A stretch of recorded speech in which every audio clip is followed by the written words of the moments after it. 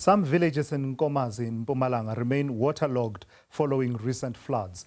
Nkomazi is one of the municipalities that have been hard hit by the floods. The provincial government says so far they will need around 2 billion rand to repair the damage.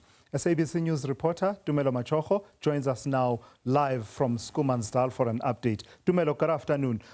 Just put in context Schoemansdal in the bigger picture of the damage we've been seeing from these floods in pockets of Mpumalanga and the broader region. How much damage was suffered there, and where do we stand in terms of recovery by that community now? Well, indeed, Tulasizwe, the damage here is quite extensive, especially here in Schoemansdal. We've seen now that the bridge, the Lomati River, is already full and also cutting off the community also of Schoemansdal to going into other communities. So that river is actually full, and now it's also brimming, because you remember that the Driekopies Dam actually flow into the Schoemansdal, into the Lomati River rather, and that river now has been completely flooded, and people cannot cross, as the bridge is a low-lying bridge and people cannot cross there. And also the Driekopies Dam is already full at 100%, so there are water that are still spilling from that, and that the water there is also continue to rise. But right now we are at one of the houses here in Schoemansdal that actually collapsed following the heavy rains that they've been seeing here in this community. And the owner, Xolani Mlimi, is going to join us now to talk to us about what happened here. Xolani, sitshele nje ukuthi kwenzakaleni la endlini yakho and ukuthi ukuphatha kanjani, ubekuphi ma this thing happened. My qale lemvula ukuthi crack yonke le ndlu, my cracker ngathi ngizama ukuthi ngithenga isemeni, ngathola ukuthi still emvula iyana, and then ngaphuma ngahamba ngaya ebanganini, mangifika ngahlala. After that ifoni yami belana bazama ukungifonela, mangibuya around boma past 4 ngathola kuwe konke, mangizama ukukhipha something kuthiwe bhayise kuwa yonke lena, but wardrobe nembhede nakuya kusele le ngaphandle, lokunye vele kudamagekile. Ubuntshela ukuthi everything is damaged, kudamagekile yini, ukudla kukuphi, uthola ukudla kuphi manje? Ukudla kudamagekile netindishi, and then lengathi kuphumile nje just mabhaketi nelibhavu lokugeza, umbhede netingubo ngishiye lapha vele ngoba bengikhona ukukhipha. So ngacela Mr. Shaba ngokhansela, ngizamile ulifonela itolo lathi ngivele namhle ekseni, sengamthatha namusha wafika washutha wathi utongisita. Unathemba ukuthi bazokusita, because we've been hearing ngama community member bathi lesito alifiki ngesikhathi, it's right? Hayi, ngiyamthemba ngoba ukhonile kusuka endlini, wabuya watobona washutha, wangizamela na something ukuthi ngithenge ukudla kwasekuseni, because vele ngumtshelile ngathi ukudla kude. Okay. And then wena ukusebenza wasebenza uzoyenza kanjani ukuthi maybe to rebuild, even if bakusiza ukuthi at least ba coverage ngetent, but wena uzokhona ku rebuild akakahle? Ngisebenza just ngiyahasila la kubukhawashi phela nje. Thank you so much. I'm going to try and also bring Cyril Ripinga, who is the spokesperson of the municipality. You can go, my brother. Thank you so much. I know you want to go, Anthony. Thank you so much for speaking to us. Cyril, the extent of the damage in Nkomazi municipality is quite huge. Just talk to us about this area alone, but also the rest of the municipality. How are we looking at the houses that have been damaged? How many houses have been damaged? And we also understand some communities have already been cut off. Yeah, definitely the damage is so huge.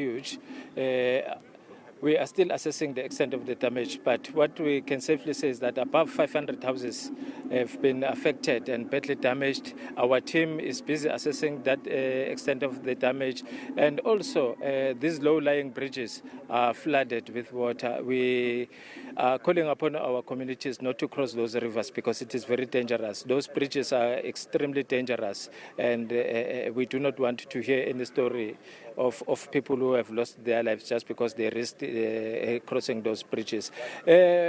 The other challenge that is a nightmare to us is that some of our water treatment plants are not functional at the moment. Our water pumps submerged, meaning that about 11 water schemes are badly affected, leaving about 14 to 15 villages without water. We are trying our best as a municipality to intervene, our water tankers to come on board and supply these villages with clean and running water. Our main worry is that we do not want the outbreak of cholera or waterborne related diseases. That is a serious concern to us as a municipality.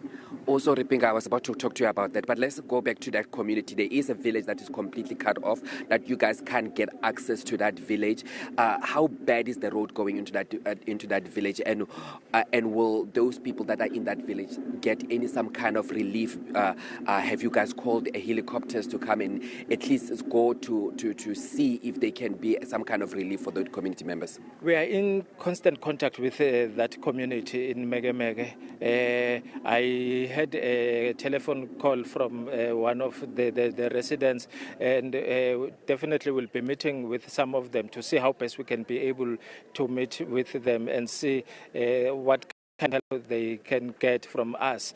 But I must indicate that community is cut off from all social amenities. It is a serious concern from us as a municipality. It's not for the first time that this happens. The last time when such a thing happened, such a disaster fell upon us here, we used a defense force chopper just to assist them with food parcels. And this time around, we are trying our best. We have been in constant contact with the provincial government to come on board, and we can safely say that the Premier will be visiting some of the affected areas today to see how best he can also assist. The MEC for Coxstar was here. He also saw the need from Nkomazi, and we are certain that help will definitely come along.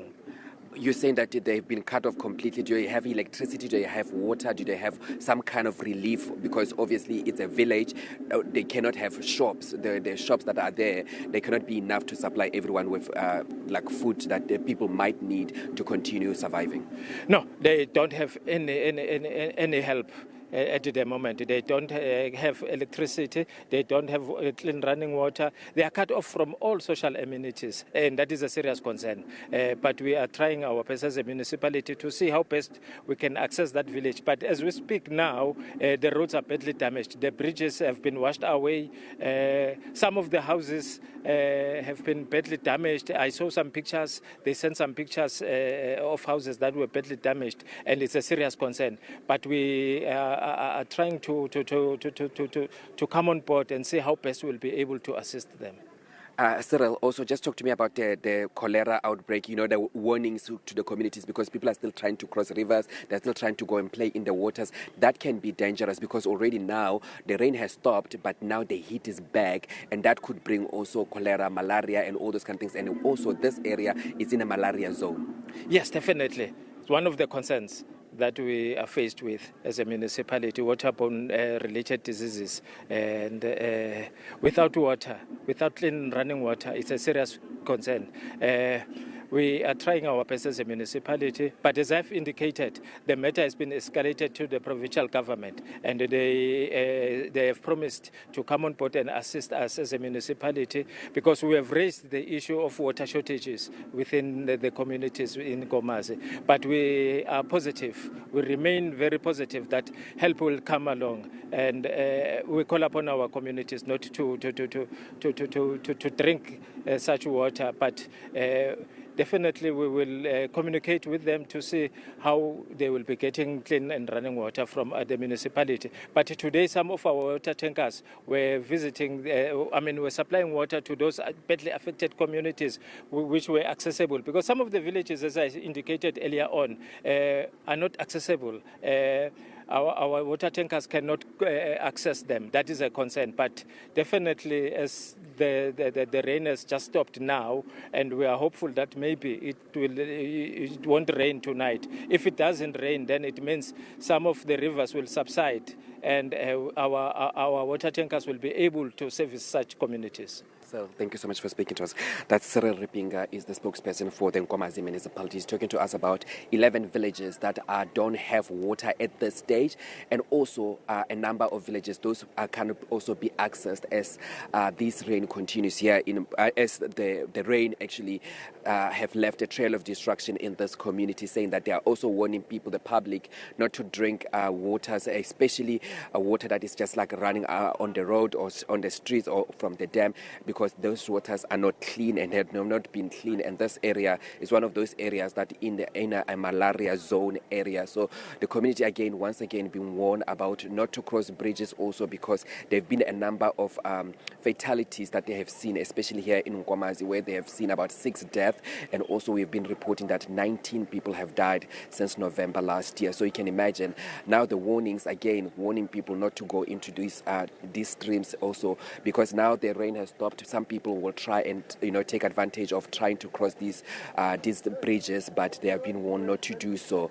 Already here, it's very, very hot, and you can imagine now that the communities now, they are trying to actually now do some kind of like cleanup operation, take out the clothes that are already wet and put them outside so they can be dry.